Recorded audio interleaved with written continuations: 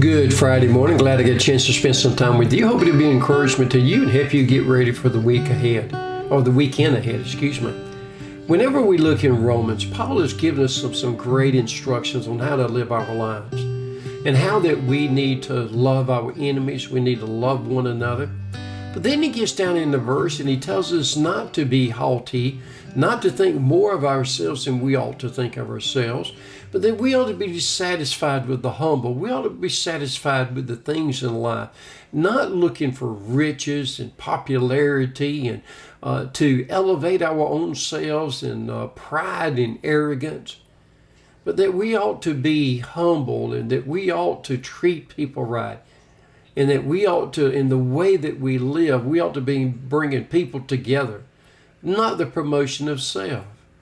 I've been around some individuals, all they talked about was themselves, all they promoted was themselves, and it's just sort of like that song, I'm so perfect in every way, it's hard to be humble. And I mentioned that the other day in church, and sometimes we let our arrogance and our pride come and get the best of us.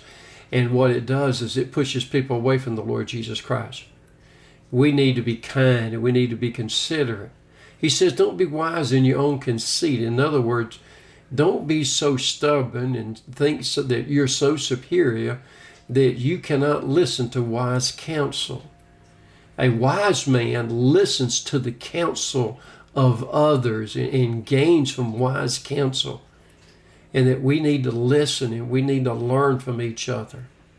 So in other words, how we promote ourselves